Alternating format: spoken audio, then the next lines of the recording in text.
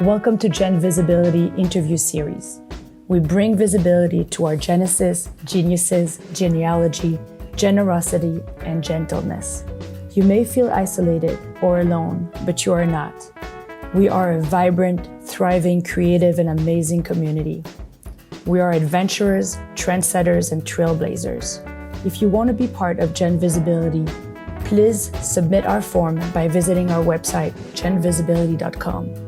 Your voice matters, your story matters, and we cannot wait to see you shine. Well, obviously, I'm Kate, and I am in LA. I have an English accent, so I'm British, and I've lived in the US for maybe 5 years or so. So yeah, that just explains who I am, where I am. Yeah. Sorry, I guess I should introduce myself. I'm Gigi. I am agender or identify as agender. I'm from Brooklyn, and I've lived in Brooklyn for like all my life. Cool. I was supposed to move back to New York because I lived in New York for a few years, but upstate, and then in the city for 2 years. And I was supposed to be moving back to New York, but then that didn't happen. So I'm still in LA in the sunshine. LA sounds nice. Yeah, no, it's good. It's really nice to be here, and I work from home. So, and most of my colleagues are all in the UK, in London and Cambridge. So this is how I work, just through the camera, and so it just means I can be anywhere. So I don't have to interact with people, with other human beings. So it's kind of been okay, like going through the pandemic, because I'm somewhere where I can just do my own thing and whatever. When I went and got the jumped up, did my camera image look strange? Did you see anything strange? No. Okay, you didn't, but I'm gonna do something weird with my camera.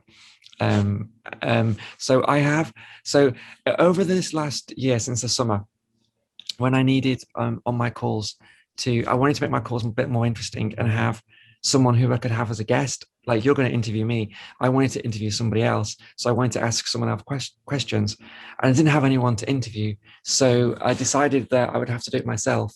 So I started interviewing myself. So I created this concept of Other Kate, who's another version of me in my head, who I talk to, like we all talk to. It's like, should I have the chocolate?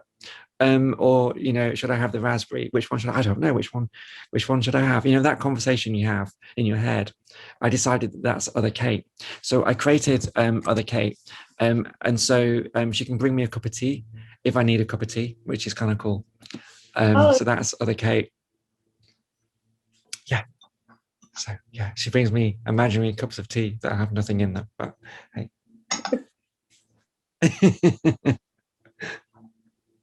So that's what happens. Is part of my room is not real, is imaginary.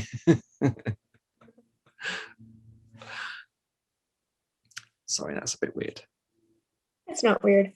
I think it's pretty cool. Yeah, it's funny. So we do an interview. So I'll make her appear for an interview. Oh, what's happened? Oh, I've spoiled it. Hang on. Where's Other Kate? Okay. Hey, Other Kate, where are you? Where are you? Okay. All right. Goodbye. You can go now. That's enough. We've done that. That's how that works.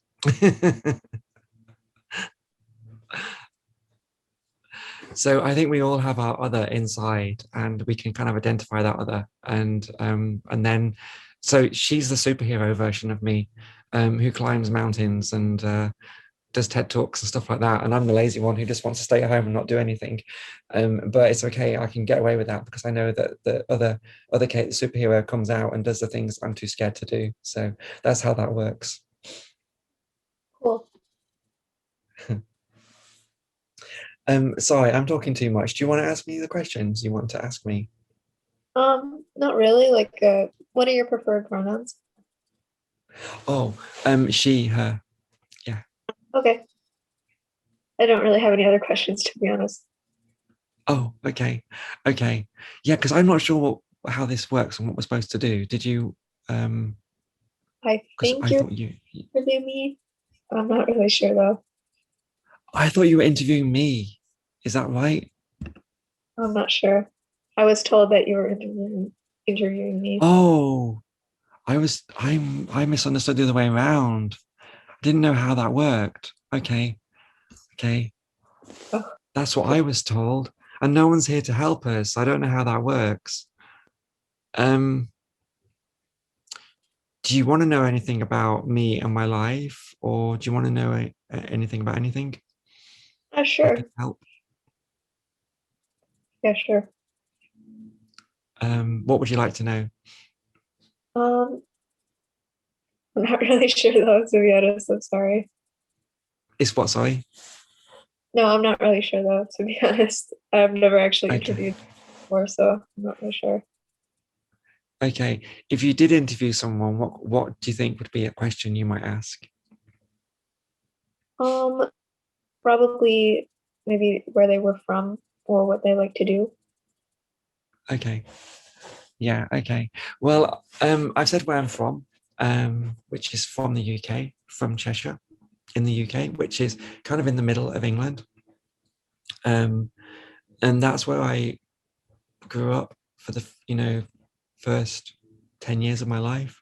Then I ended up getting sent to a boarding school, which was in Wales, which is next to England. And, I really hated it. I didn't like that at all. But then my parents moved to the Middle East, to Oman in the Middle East, which is next to Saudi Arabia. And so in my school holidays, that's where I would go. So I lived in Oman in the Middle East for the sort of first half of my teenage years, which was really interesting. Like I'd go out into the desert and, see things out in the desert and see where my dad worked. And and maybe at 13 or 14 years old, standing on an oil drilling platform in the middle of the desert is kind of a little of a strange way to grow up. But, I got to do things like that, which was cool.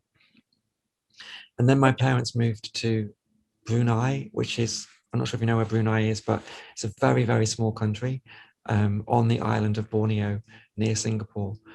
So then we moved there. And so then that's where I would go. So in my late teens, I went to spend my holidays there and we lived there and get to go and go out into the jungle and went on some trips with like some people in the jungle. I learned how to cook rice from some Gurkha soldiers in the jungle, which was kind of cool. Um, and then when I didn't really do well at school, so I failed most of my high school. And then I worked in a camera store for a year, and then that's when I was 19. Then when I was 20, I flew to Australia with like just a couple of $100, and I didn't know a single person, and had nowhere to stay. And I ended up living in Australia for 3 years. And I was always really interested in electronics. So I started to want to learn about electronics. And then after the 3 years, I traveled back to the UK slowly overland.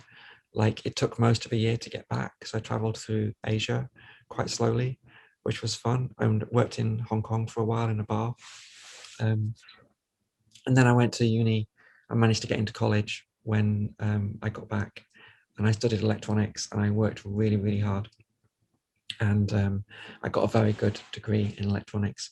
And then I wanted to learn more. So then, because I had got such a high score in my degree, I was able to go and do a PhD in Cambridge in physics.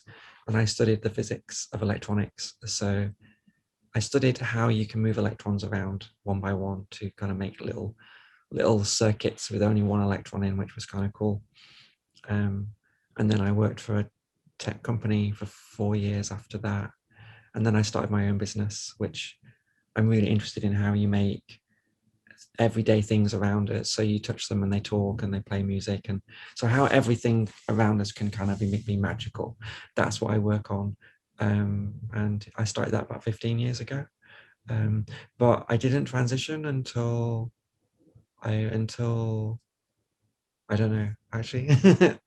I don't know, maybe 39 or 30, I don't know, 39, 40, something like that, which is maybe 13 years ago or something like that, around about that time, around about 13 years ago, I transitioned and, went through all that, which was really tough, really, really tough for 2 years. And then after that, it became amazing. And my life was just so much better. And I got to do things that I never thought I could do. I got to do things that I never thought I would have the courage to do, even before transitioning, even before anyone knew I was trans. There were things bigger than I could have dreamt of doing, that once I'd fully embraced me being my full self and wearing my inside on my outside, those things that I thought I would even the normal things I thought I wanted to do, that I thought I couldn't do if I transitioned, I was actually able to do things that I never dreamt of. So just, like going on stage at TED and doing a talk, or standing on the stage and speaking to 5,000 people about my work, and, just meeting people in all sorts of businesses and companies, and getting to go places and meet people that I never thought I'd be able to do. So it's been like an amazing 10 years, when my life is so much better than it would have otherwise been. So I know you only asked where I live, and that's a very long answer, and that's basically my life story. So It's fine. That was like really interesting. Wow. Oh, cool. Yeah, it's crazy because what growing up, sorry, just gonna get comfortable with this thing. Um, what growing up I always thought was my greatest weakness, which was just me.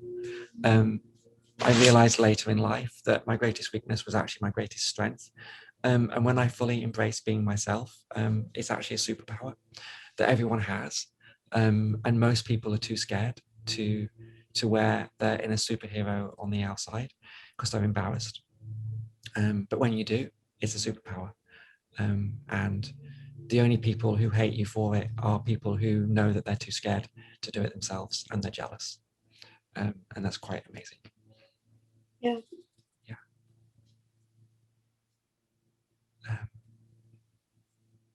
I made a little video on Saturday, which I put on my website, which is called My Greatest Fear. And it's about talking about my greatest fear being regret, and allowing the sense of regret to encourage me to do things that I might otherwise be too scared to do. So I made a little video about that, which you might want to watch, which features other Kate in it as well. What do you like to do? What do you think defines you, and what do you like to do? Well, I'm still in middle school, to be honest, so I'm still pretty young and not like, well, what I like to do is I like to create these little horror skits kind of. I want to, Say that again. Sorry, didn't quite hear it. oh, okay. I like to do these like horror skits kind of and make these little films. Usually, Oh, cool. yeah, I'm really interested in film and like directing stuff, and I like horror, just like the concept of it, and it's really, really fun. But ever since like the pandemic started and we all started quarantining, it was very, very hard for me to do that. But like maybe when I go to college, I don't know. To be honest, I don't know a lot about college, but like in high school, I want to like start making films and stuff. Cool. That sounds awesome. Do you do anything with any animations at all? Not really. I mean, I'm not the best at drawing, but my friends, one of my friends, they're really, really good at drawing, and they're really, really good at animations. So for one of the skits, we like filmed a small one. It was based off like a derealization and stuff like that, and depression. Not like a super fun topic, But for some of the parts, one of my friends, they animated stuff in it, and just like Cool. basically just like the main character was just getting lost into another world, and it was really cool. But yeah, Yeah, that's really awesome. That sounds really fun. I've been playing around a little bit with some computer software that lets you do animations as well. But it's really for 3D drawing. And I don't know if you've heard of it. It's called Blender, but it's pretty awesome and it's free. yeah, I think But before. yeah, it's really cool. So that's pretty awesome. And then the other thing is Adobe Character Animator, where you can, the camera will take your face and kind of like an AR filter basically, but I think it might be able to animate a full body, so you can create characters that you draw, but then you animate them with how you move your face and body, which is kind of cool as well, of making things, just as other ways of making things. But yeah, I like recording little stories, and like you saw that with other Kate. So I wonder what other characters you could create and play in your skits where you don't need someone else necessarily. Would that Yeah, work? yeah. Yeah. Um, and what software do you use to make your films? Um, well, usually we film it on one of my friends. Like I have multiple friends. I feel stupid saying that, but uh, he has this. Again, I'm not sure. It was like this video camera, and it was kind of old, but we usually like film on that.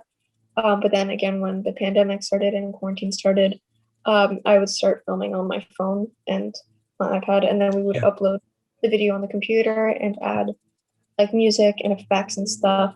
And some friends would edit it but yeah, usually it would be on my phone or my computer. Okay. And what software on the phone or the computer did you use? Just like editing apps. It's not very like professional. Um, but yeah. Like iMovie or one of those? Yeah, kind of. It was iMovie or like CapCut, kind of. Yeah, Okay. that's apps. Okay. Yeah. Well, if you're interested, I mean, like I don't even, I mean, we're just chatting, so it's fine, and it's been recorded, and so I don't know who's supposed to interview who or whom or whatever. So but anyway, so we'll chat about something. So just if you're interested at all, so the software that I'm using, so obviously you're seeing me through Zoom, right? But Zoom is picking up a virtual web camera. So have you used a virtual web camera before?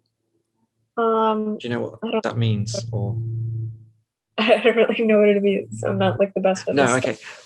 No, it's cool because I don't know. I mean, you may know more than me, so I just don't want to tell you what you already know.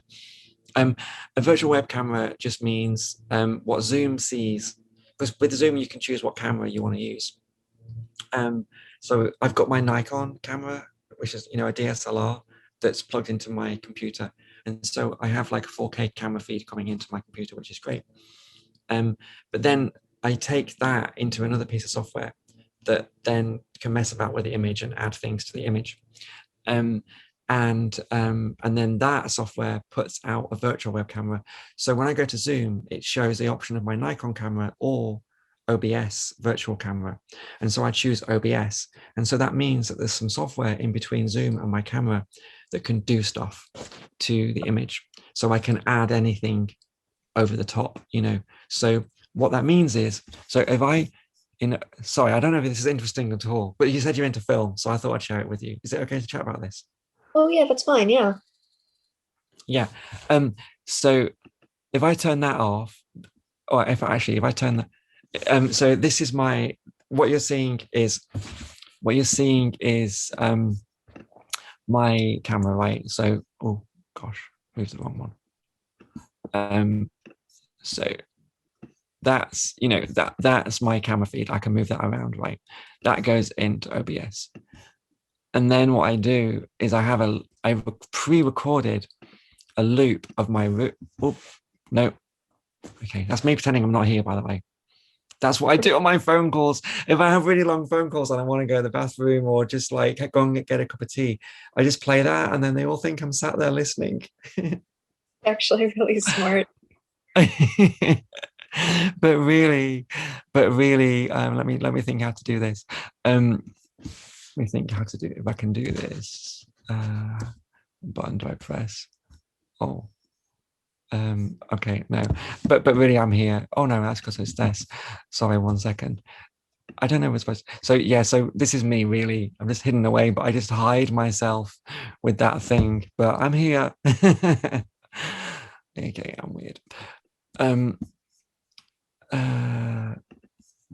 Okay. Oh gosh. I'm trying to show you something. Yeah, so but then I have this thing which is so that is a loop, and I created that in Adobe Premiere. So I took a loop of my room. I took a footage of my room with me not in it, and then outputted that. Oh, I put a line across it and then did a blur on the line, so that it creates like a soft. You see the soft edge down the edge, and then I outputted that. I exported that from the video editing software, which I use, Adobe Premiere. And if you output in a format where you include the alpha channel, then that creates the black area is actually transparent. So the black area is totally see-through. So underneath that image is my camera. But when I go into that gentle blend, you can see my hand disappear, which makes that side of the room hidden. So there really is a cup there. Oh, it's gone. It's back. So there really is a cup, but I play a thing that hides the cup. That's how that works. And then when I click other Kate, oh no, not other Kate. Huh. That plays a separate loop of other Kate bringing in the drink, and then I press another button that removes the thing that hid the cup, and then it reveals the real cup. Yeah, I was wondering how you did that because it was really cool. I thought you'd like to know, so I thought I'd share it with you, just in case. You know, you say you make videos and you make skits, so if you want to put any magic in your skits, you know, so you could use that to create another version of you, and you could play jokes on yourself, or I don't know, you know, you could just get more creative with what you can do. So I thought I'd share that with you. Oh, sorry. Yeah, I know I've said it multiple times, but that's like really, really cool. Oh no, I'm glad you liked it. I didn't want it to be too weird. Yeah, no, it's fun. And so this software I'm using is called OBS, which stands for Open Broadcaster Software, and it's free. It's open source, and it's super cool. So you can, so in it you can bring in any video feed from different cameras. So, you know, like I'm bringing in my Nikon camera, but you can use your iPhone as a wireless camera to go somewhere else. So you can have 2 or 3 cameras.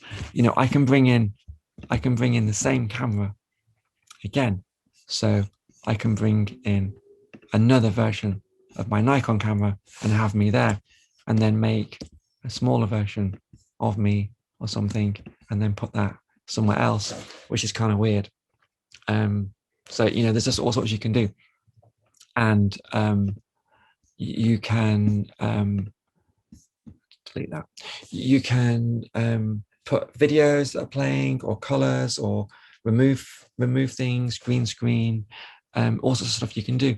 And then it becomes a virtual camera. So then you can do it live on a Zoom, or you can stream. So you can live stream from OBS. So you could live stream, you know, a live show to you know, Facebook or YouTube or something like that, or Twitch.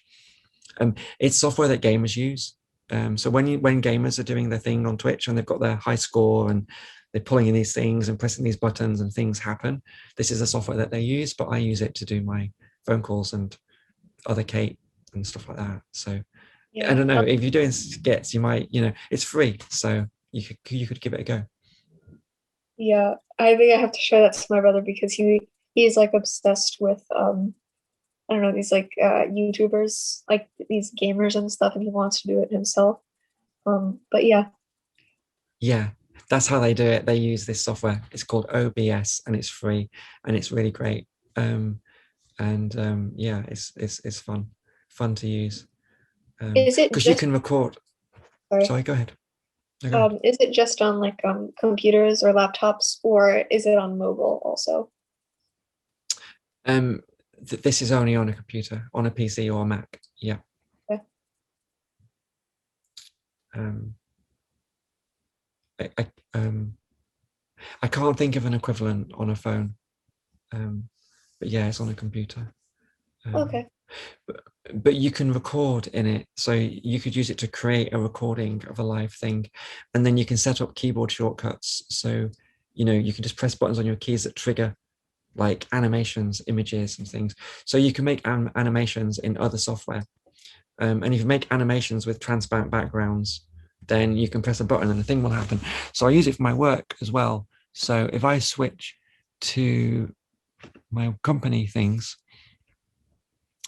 I should come back. Yeah. So, now I can like do stuff. So that's how I could open my Zoom call with like, behind the scenes and then when people arrive and we're like, hey, I'm Kate. Touch makes the ordinary extraordinary. And you can just have these little animations and things that happen and drop animations. So I say, oh, this is a poster that I made, and you can pretend then that you're a TV show, which is kind of cool. So yeah, say, oh, we've done this and we've done this and this and this and what's the last one? This, yeah. So it's kind of like watching TV, but now you're your own TV show, and you could record that. So you could use it to record a live skit. Hmm.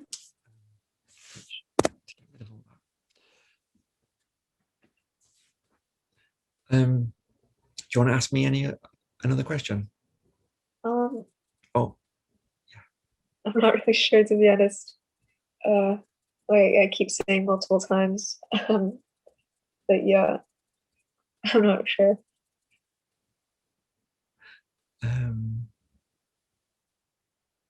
Yeah, and I don't know how long we're supposed to speak for. Is it half an hour? Hour? I have no idea. I mean, it's in my diary for an hour, so it's all good. But um,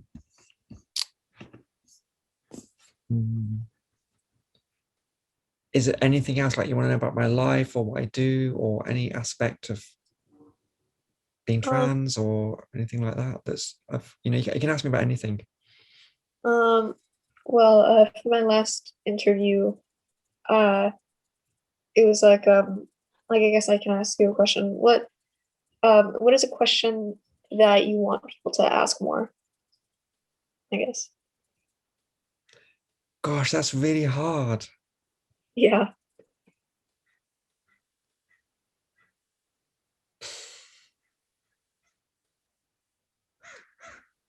I actually don't know at all.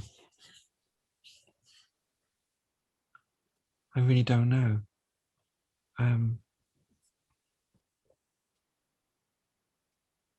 I just talk so much usually when I get interviewed. I just talk a lot for a long time. I talk too much. I don't know the answer. No. Yeah, for me, no either. Like I don't have a specific one, but yeah, it's probably not the best question to ask. Well, the thing is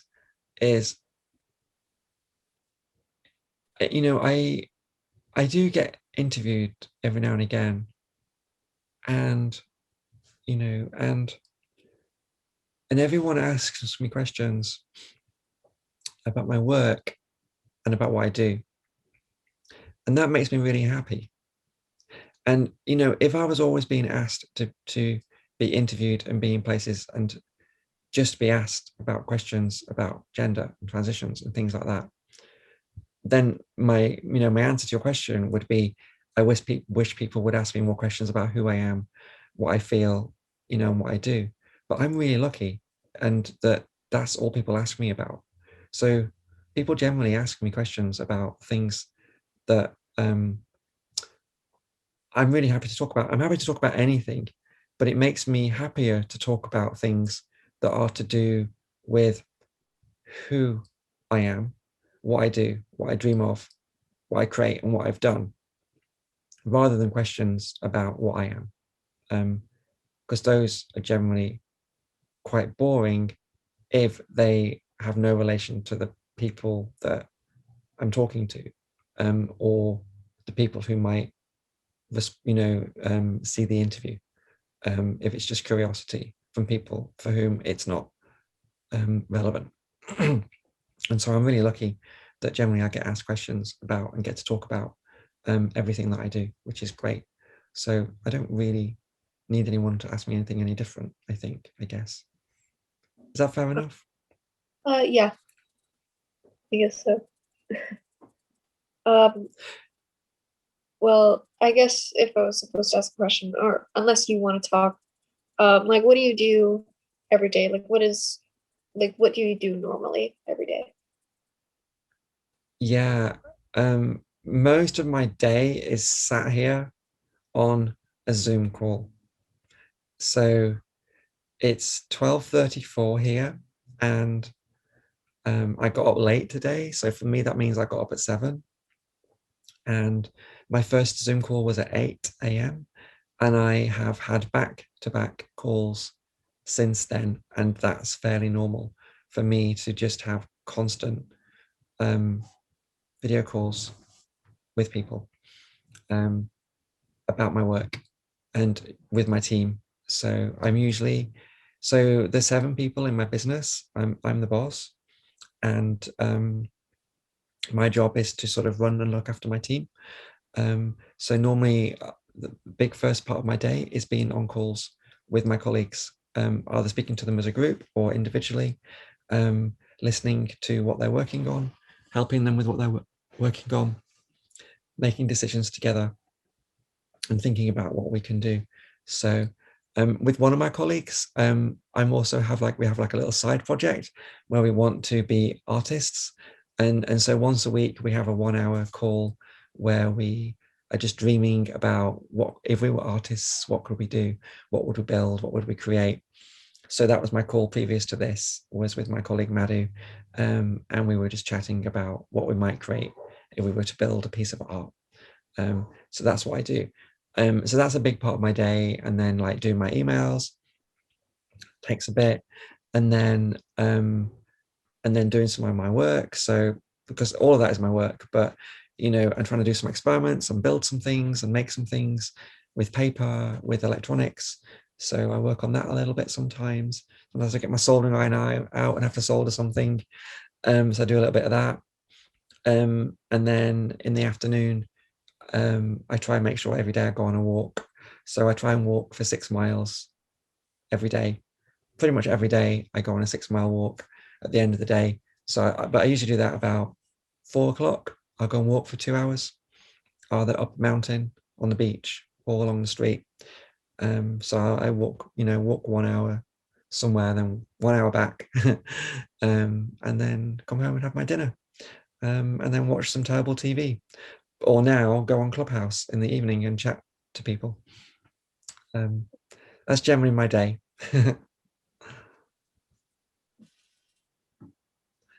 Do you have any thoughts about any of that? Not really. I mean, I was surprised about like walking 6 miles every day. Like I used to walk probably like a mile every day, and now I go on the bike like inside my house for about an hour every day. I just thought that was a lot. But yeah. Yeah, I've just been trying to make sure I get my healthy exercise, and it's good for me to be mostly off my device, and out in the fresh air, and seeing my environment, and just soaking that in, feeling some sunshine, and trying to lose some weight as well. So I got a little bit too fat, so I'm trying to lose some weight, which I've mostly done, so that's good. Yeah, but it's good to walk a lot. I think it's good for our mind. Yeah. What did you think I might spend my day doing? To be honest, I thought it was pretty cool. I mean, like mine. is usually way more boring. I thought having to wake up, excuse me, but waking up at 7 is early or late for you? Yeah, at the moment it's late. It's late because I'm supposed to get up at 5, but I'm finding it a little bit difficult to do at the moment because I've been Yeah. listening to Clubhouse too late at night. But I try and get up at 5, and then maybe start my first phone call at 6 a.m. Because that way I can get most of my phone calls done by 10 o'clock. And then I can, do some of my work, writing. I'm trying to write more and stuff as well. Yeah, so I'm trying to get up at 5. It's because my team are in the UK, so I have to get up then, and because I'm at 8 hours ahead of them, Oh, behind them. Sorry, behind. Yeah. oh, okay. Um, yeah.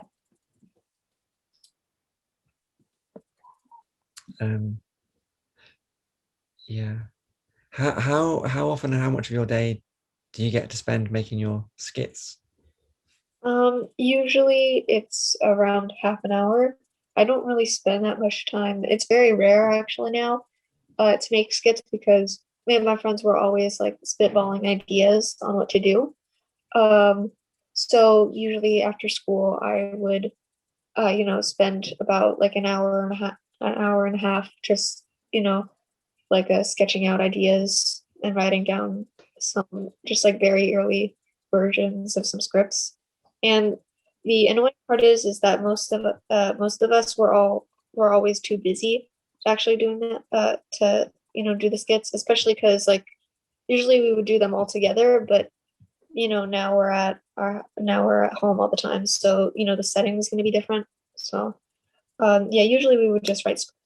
I mean, and Yeah. Have you tried doing a Zoom skit? we've actually done that before. Yeah, it was like April or May last year, where we Okay. based there's this popular video game. It was popular a few months ago. It was like this horror like Zoom video game, and it was based off of like Stranger Danger kind of stuff like that, or just like creepy stuff. So we kind of tried to base it off that. Um, but yeah, we were all on a Zoom call. We all had our cameras on and stuff. And then soon, one by one, we would all start just like morphing into these animations, and then just soon like leave up until there Yeah. was one, and then soon it was weird, but like this animation kind of just like swallowed us, and it was really cool. Right. But yeah, Right. Yeah, that's cool. That's cool. Yeah, no, I think, I mean, doing them on Zoom and doing them remotely, it's because the thing is, like adversity is always, is often the source of innovation and creativity. So, when you can't do things how you could normally do them, it's an opportunity to figure out how to still convey the ideas, convey the energy, but maybe through a slightly different medium. And so, if you can try and do things through Zoom or some other medium, you might end up with something that's more creative than you may have had before. And then when you can get back to doing things in person, it may give you an edge or an insight into doing something that you never would have dreamt of. So yeah, if you can do them in Zoom and do more of them in Zoom, that would be cool. And if you use something like OBS and then you create animations, then you can overlay things in each of your images that you could trigger, which could be fun. yeah. I was doing a thing with the words that I speak would come out my mouth. Let's see if I can find that one.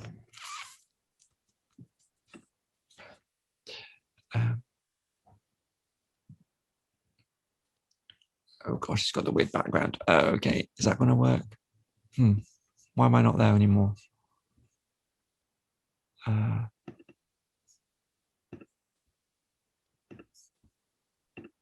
Okay. Yeah, so I do things. I think how I do this function. Why is that not? Oh yeah. So I make like words come out my mouth. So when I say I've forgotten what the words are and I have to get the timing right, I don't know what the timing is. So I would say magic and connectivity and everyday objects, and then the words appear, and then turn into smoke and float away. So I can trigger different phrases that I might say. So it's another one. But it's all timed. So they come after a certain time, and I have to know where I am in the script when I'm normally speaking. Maybe that one didn't happen. Oh yeah, here we go. Here are the words. Oh yeah, I was a sheep herder for a while in Australia. That was interesting. I worked on a sheep farm for 2 years. Yeah. Anyway, yeah, so you can like add these special effects into your Zoom calls.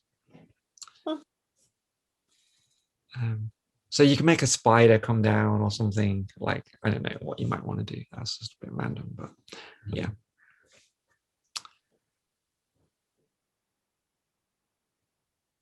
Have you done a call like this before? Because I haven't, so that's why I have no idea what I'm doing. I'm sorry, what did you say? Have you done a call through this program before, like this process before? Yeah, I have. But it was on something like a website called Riverside. I think it was something with River. And so I did an interview with another person. But the thing was that it didn't load correctly. So I had to do the interview again. So the interview was scheduled for today, and they said it would be like working with you but on Zoom. Um, so it would be like the same topics and stuff. That's just what they told me. But yeah. So I had no idea. Okay, I had no idea. I just thought you were interviewing me. That's what I thought. Thought, oh, you're going to ask me some questions about my life, and then I'll just answer them. That's because I don't read anything. I don't read things.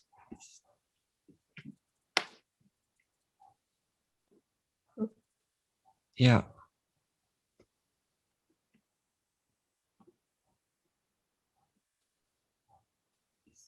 Okay. Okay. Well, I've reread it. We're just supposed to have a conversation. That's what I was told. So we're having a conversation, right? Is this a conversation? Yeah. It all comes out in the edit. That's the trick, isn't it? Yeah. So I know, when I was at school, the most difficult question for me to answer was, what do you want to be when you grow up? I'm not going to ask you that question, by the way. Was really, really hard. And I felt that everyone else knew and that I was supposed to know.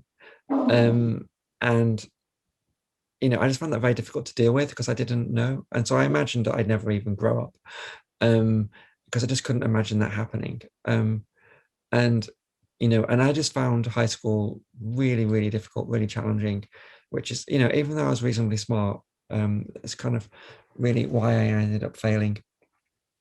But what I realize now is the answer to that question is what I want to be when I grow up is me. And that's all anyone should want to be when they grow up. They just want to get to be themselves and just want to get to be the best version that they can of themselves, right?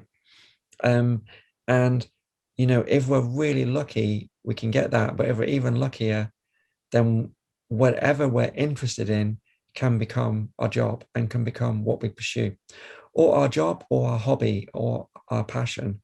And so, all we really have to think about, I think, when we're younger, is what do I enjoy doing, and how can I do more of that, and how can I make that fit with the rest of my life, and just do that, and not really have to think about how do I make sure I do the thing that makes me lots of money when I grow up, because that's what everyone wants to do.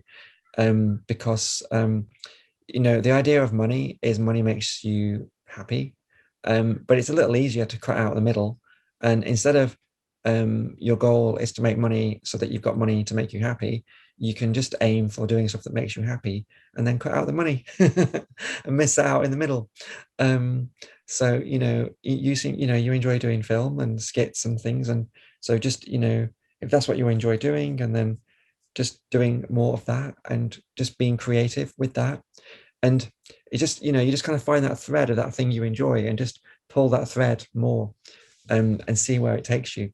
And don't ever let worrying about where it will go and how it will get there. Don't ever worry about that. Just keep, pulling the thread and just do more of what you enjoy and less of what you don't enjoy. yeah. So, you can just, I don't know, more of the filmmaking or whatever it might be. it doesn't always need to take you to the obvious thing. You know, being into filmmaking doesn't necessarily mean you'll be a filmmaker. You know, it could be something totally different, but it took you on that path and you ended up, you know, becoming a writer or, you know, whatever it is, because it turns out actually you enjoyed making the skits, but the thing you really enjoyed was writing them in the first place. And, you know, and then that means you end up becoming something else because you realized how much you loved writing, but you did the other thing just because it created an excuse for doing the other thing that you liked. You don't ever need to know. You just need to pull up the thread and just do more of what you like and less of what you don't. Does that make sense? Yeah, it does actually. If you don't mind me like butting in, but like for the longest time, Yeah. even as a kid, and I'm still in middle school, so technically I'm still a kid, but like when I was really little, people would ask me like, "Oh, what do you want to be when you grow up?" And there were just like a million things that I wanted to choose. To Yeah. be honest, like last year, people would continue to ask me, and I was really, and it was really stressful because Yes. even though like again I'm still in middle school, I don't even know what I was going to do for college. Like how do I pay for college and stuff? What if I fail and stuff, and what if I fail in high school, and what if everything just goes like wrong, and maybe I should do something like that I don't really like to do, but you know it'll like make me a lot of money so I can actually be successful. But yeah, and I was Yeah. just stressed about it for the longest time. And you know, like you said, like maybe I won't become a filmmaker, or maybe I won't become a director and I'll become a writer or something like that, or something completely different. Mm-hmm. Because it led me to that. But I mean, I kind of know what I want for now. I mean, obviously it might change, but yeah. Yeah. Exactly. Exactly. Yeah, it stressed me out so much, and I just don't think it's fair on kids to ask them, you know, what they want to be when they grow up. You know, it's fair to ask what do you love doing, what do you enjoy doing, you know, what are your favorite things, and you know, and you know, in your dream, you know, where could that take you, you know, and understand one of those things, because you know what do you want to do when you grow up? It's kind of like a binary thing. It's like, you know, a one thing, and it's exclusive of everything else. Yeah. You know, and if someone wants a binary answer, then the answer is I want to be me. I want to be the best version of me when I grow up and be doing whatever I enjoy doing. You know, like that's the answer you can give to people, because it stressed me out so much too, in exactly the same reasons. You know, what if I pick the wrong course for college and then I hate it and then I can't do it and then I fail and then I've let everyone down? Or what if I pick the thing I really want to do, but it's not going to make me any money and then, you know, I can't get a job? It's like none of that matters at all. You just have to do whatever you love doing. And you have to follow your thread. You have to follow your thread of what feels right, and you have to be yourself. I had a saying once. I said there was three things I said because I had to do like a speech at a school a lot of years ago, like on the day when, you know, all the kids get the prizes and all the parents are there in the audience, and I was like the person giving the speech and handing out the prizes.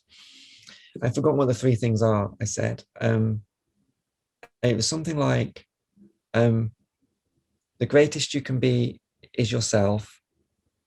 The only way to go is with the flow. And there was a third thing, and I've forgotten what it is. I'm sure it was really profound. Um, I've forgotten.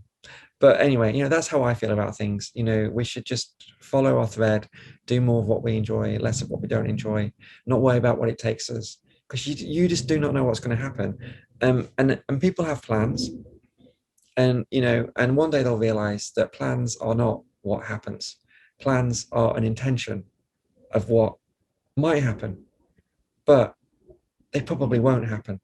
And plans just help you get out of bed in the morning and do some stuff and work towards your goal and your plan. But where you get to is a totally different place. And so it doesn't really matter, because, you know, plans are what happens.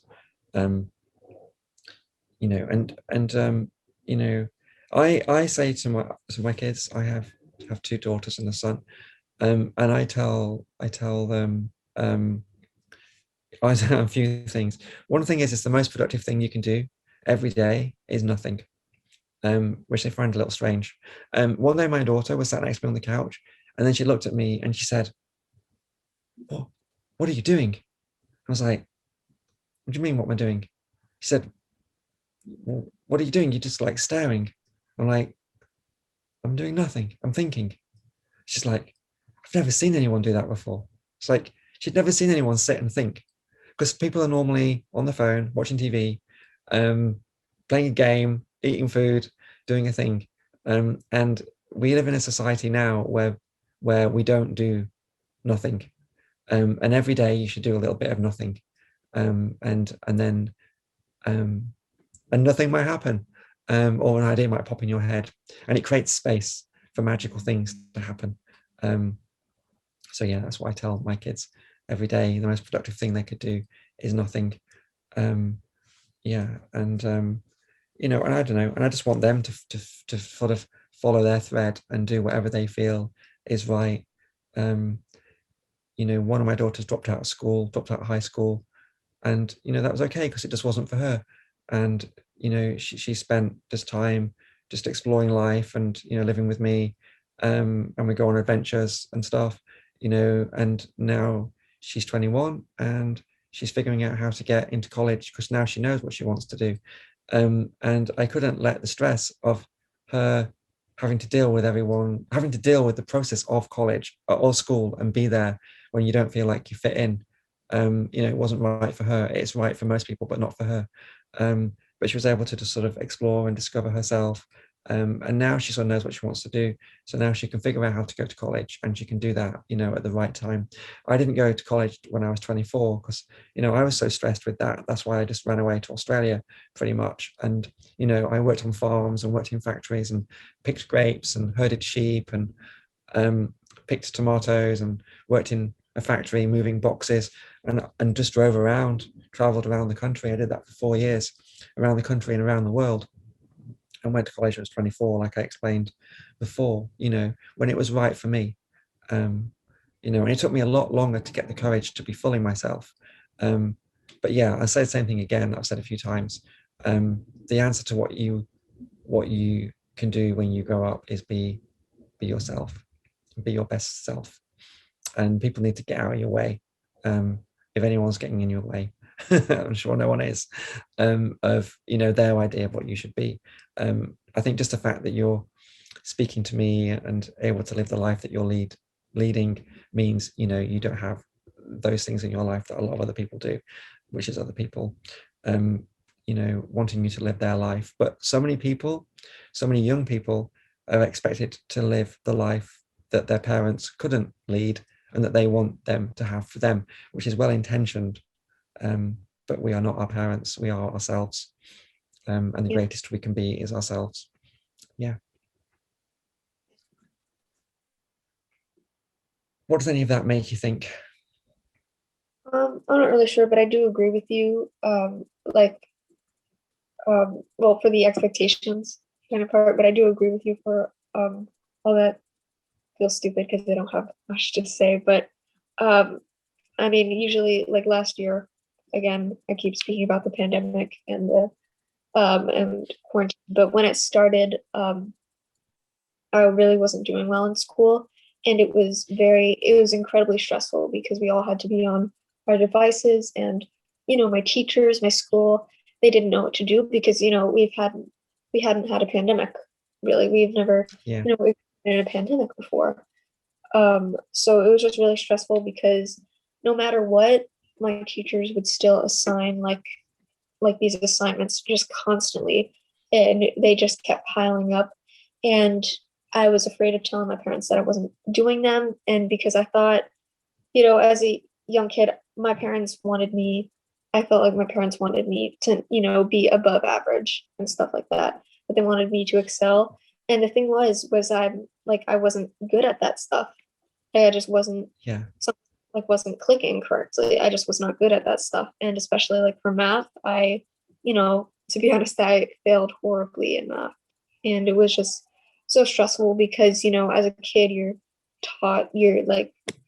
most people, they're like taught these expectations by their parents or their family members or people they know. And people have these expectations. And, I'm afraid, even for me now, like I'm still afraid, and people are afraid, if you don't meet them, then something bad is going to happen, Yeah. like No. like just disappointment. And it's not, I mean, it's not fair. I mean, young people, just people in general shouldn't, they shouldn't feel like their parents or people they know are disappointed in them. And I just think that's pretty, Yeah. yeah. Yeah, and we should try not allow ourselves to feel like that, right? So, we should, we need to recognize that there's a line in the Tao Te Ching. So I don't know if you know the Tao Te Ching, but it's a book of Chinese philosophy. It's 2,500 years old, and it's really short, and I love it, and I read it all the time. It's the only book I read. There's lots of amazing wisdom in it. It's very short. And one of the lines says, keep seeking approval and you will be chained. So, like handcuffed. And when I read that, it made me cry. And it made me realize that the handcuffs I was wearing were the handcuffs of wanting other people to approve of me and what I was doing. Yeah. And people with the things that you feel they want you to do are not intending to handcuff you or chain you or make you feel like that. But it's our interpretation of the well-intentioned things that they wish or that they say. It's our interpretation of that that creates the stress for us. And so what we have the power to do, what we have the freedom to do, is to choose how we react to the things that people say. We have the freedom to choose how we interpret the things that people say and the meaning that we place on those things. And often what we do is we interpret them in ways that are the worst for ourselves and that create a lot of stress for ourselves. And then we don't necessarily communicate that back well. And it creates an unfortunate chain of events. And I think that's quite an important thing to realize is the freedom to choose how we react. There's a famous quote. I've forgotten the person's last name. It was someone who escaped a World War II camp in Germany, and I think it's Victor Henkel. I think I should know his name. And I think he said the last great freedom we have is the freedom to choose how we feel. And so so much of it comes from ourselves, not wanting to let someone down, not wanting someone to feel that we failed, and so we need to find ways to reinterpret things that people say, and then act on those feelings, and then represent back what we do to those people, those things in a way that might not be the thing that we think originally they wished us to do, but they are still things that make them happy, or at least help them understand why we did what we did, and how we, what we achieved. So there's a little bit of management of people from the other side that that it's useful to work on. Does that make sense? Yeah.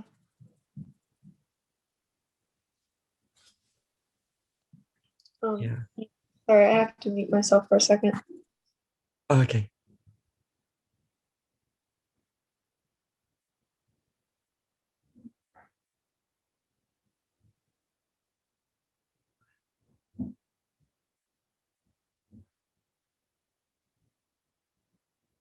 And very loud. Yeah, sorry about that. But yeah. Oh, that's okay. Okay. Yeah. How did that make you feel? What did it make you think? Well, sorry. Well, I definitely agree with that. I mean, like the quote again. The last name, it was like Victor. I wasn't catching on correctly. Yeah, I agree with that. Like the freedom. Yeah. How we feel, very powerful. It's in its own way. Yeah. Yeah. I'm going to try and find his name.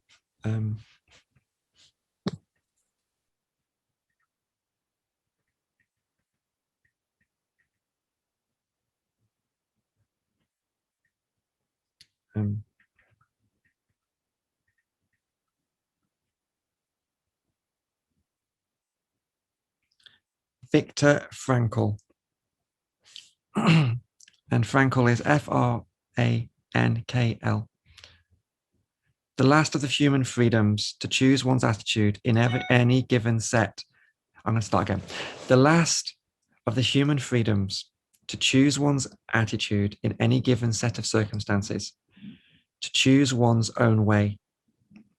And there were always choices to make. I think that's what he said, I think.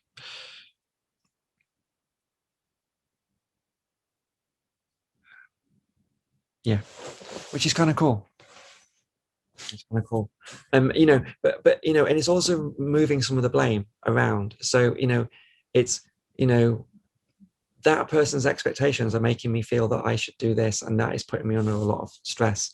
Actually, we can move the responsibility back to ourselves. It's up to me to choose how I interpret how those person's words make me feel. I can choose to change that totally. And it's really powerful, because when you change that, then that changes how you feel, changes how you react, and it kind of sets you free, which is pretty cool. Yeah.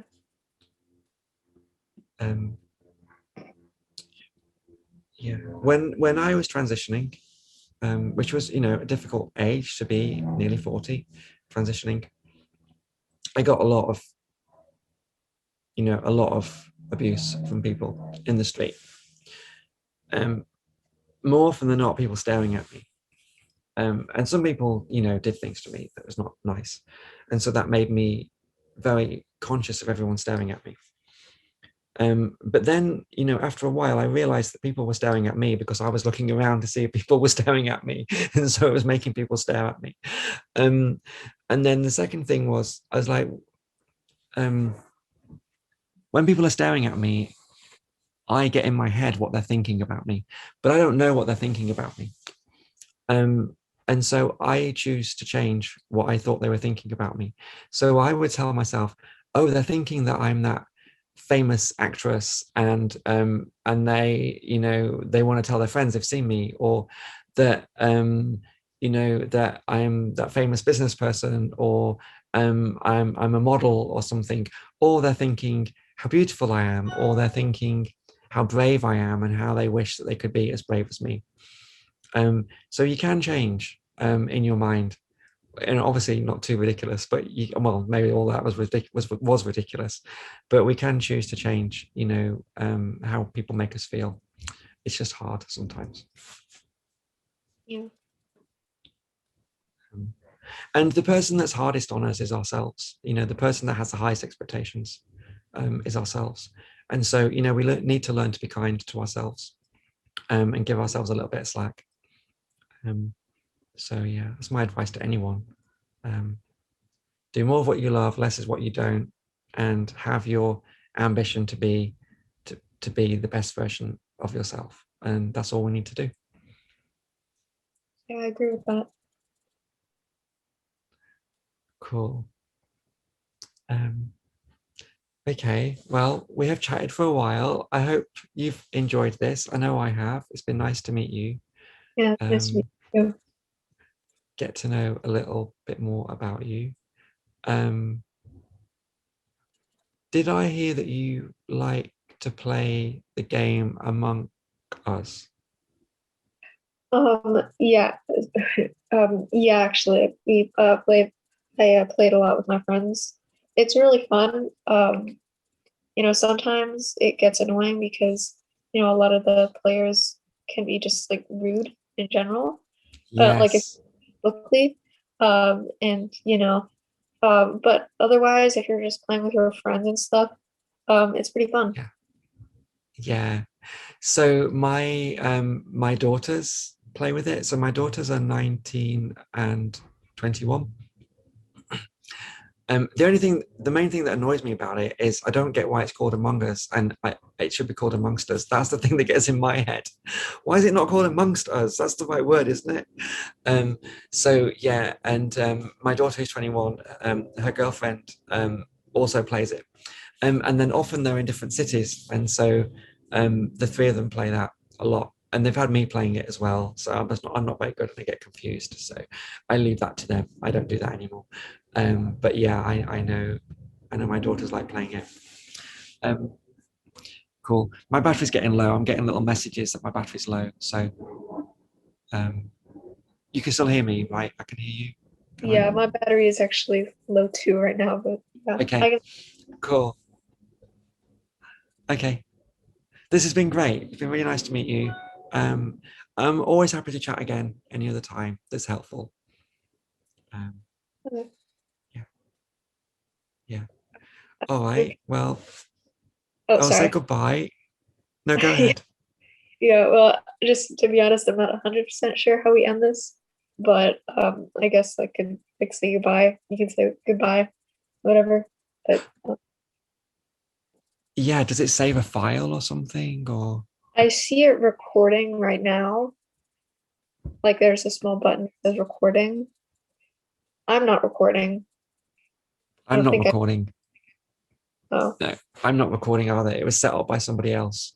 Oh, I think you Yeah. both It's, or something. I'm not really yeah. sure. It because we've both logged into a Zoom call on someone else's, I forgot, on someone else's account. Someone else set it up, and it's set up to pre-record, so we don't have to do anything. I don't think. Okay. Um, Do we leave or not yeah, really sure? we just leave. We just say Okay. goodbye. We say, nice to meet you, wonderful to meet you, Oh happy to yeah. chat again. And